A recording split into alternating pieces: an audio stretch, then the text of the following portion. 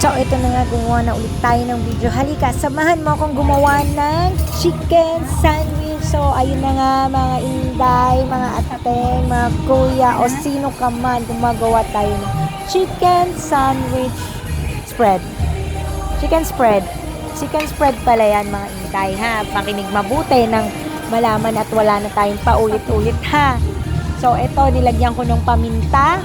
Ayan. Tansya-tansya lang din yan. Dalawang, ano yan, ng mayonnaise, paminta, asin, and dahil matamis ang mayo natin, well, konting sugar lang lalagay natin yan. Ihahalo-halo mo na yan. Huwag ka na magreklamo, ha? Intindihin mo yung sinasabi ko. Naiintindihan mo? Naiintindihan mo ba?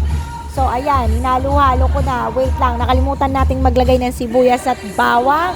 Isko. Ayan pa naman ang nagpapasarap sa ating chicken spread. Dahil may order tayo ng 150 pieces. My God, thank you. Dahil sa customer service kineme nila.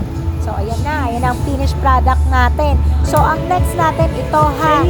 Itong mga tinapay na ito. Siyempre, mag-gloves ka para safety dahil food ang hawak mo. Naiintindihan mo ba?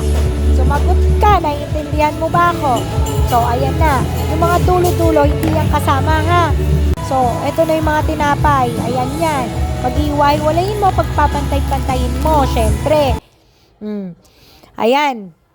So, tanggalin na natin isa-isa sa plastic. So, ayan na nga. Gagawin na natin yung mga yan. Papalamanan na natin yan.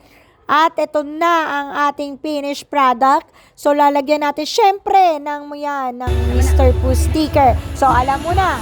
Okay na. Mag-subscribe ka na. Okay? Good.